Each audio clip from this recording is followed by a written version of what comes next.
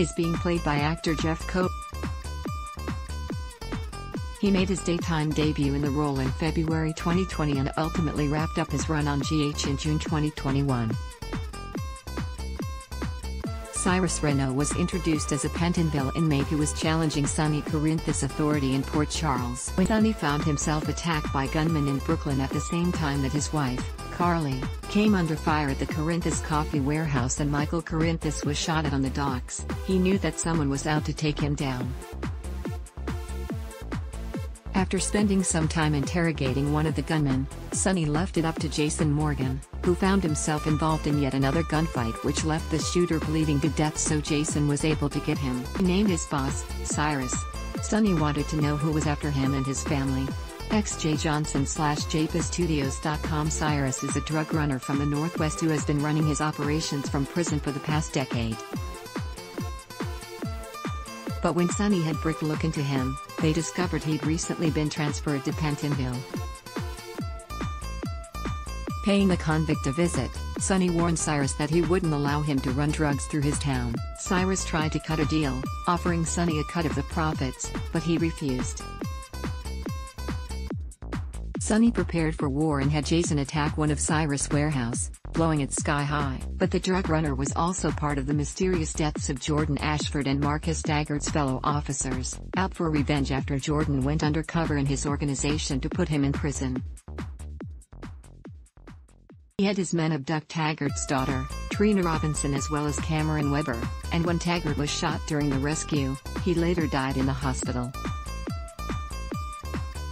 Mayor Laura Collins had Cyrus moved to solitary in an attempt to keep him from running his business from behind bars, but it wasn't enough to stop the villain from abducting Jordan's son, TJ Ashford. Looks like Cyrus wasn't actually after Sonny in the end. ABC/Nick Agro. Soon, it was revealed that Harmony was working for Cyrus as his man on the outside, ensuring his instructions were obeyed, such as Jordan using her authority to redirect officers and allow Cyrus to transport drugs through Port Charles safely. Then he used the kidnapped TJ as leverage to force Jordan to help him escape from prison by making her admit that her team of DEA agents falsified evidence to put him in prison. Jordan contacted Internal Affairs and had Cyrus' conviction overturned, and once he was free, the villain kept his word and released TJ. Though the young man was a little worse for wear. Once freed, Cyrus attempted to set himself up as a legitimate businessman in Port Charles society, though no one was really fooled by his act. When ELQ didn't come through with the necessary funds, Cyrus made a sizable donation to the hospital that made him chairman of the board, allowing him to fire Monica Quartermain and Bobby Spencer among others. Laura didn't appreciate Cyrus' interest in her and her family. ABC. With Jordan still under his thumb, Cyrus hired Brando Corbin to work as his bodyguard, not realizing the guy was actually working as a mole for Sonny. Jordan and Curtis investigated Cyrus' past and ran into Laura, who was horrified to learn that the villain had been investigating her past murder of David Hamilton. Cyrus manipulated Julian Jerome into planting a bomb at the floating rib to take out Jason, but tricked him into setting it off early, killing Deb and Dustin and seriously injuring Lulu. Then it was revealed that not only is Martin Gray Cyrus' brother but Laura is their sister. With Sonny presumed dead, Cyrus made moves on his territory, so Carly had his mother, Florence Gray, hidden away in a secure location to use as leverage against him. Cyrus then teamed up with Peter August to help get Jason out of the picture by framing him for Franco's murder. Eventually, Carly lost her leverage when Cyrus persuaded Nicholas Cassidy to rescue Florence in exchange for his promise his aunt Alexis wouldn't be harmed in prison. Cyrus paid Gladys Corbin to lie that Jason had shot and killed Franco, and when Carly took over the Corinthus Empire in Sonny's absence, she tried to force Gladys to tell the truth. So Cyrus had Gladys abducted and tested Brando's loyalty by ordering him to shoot his mother.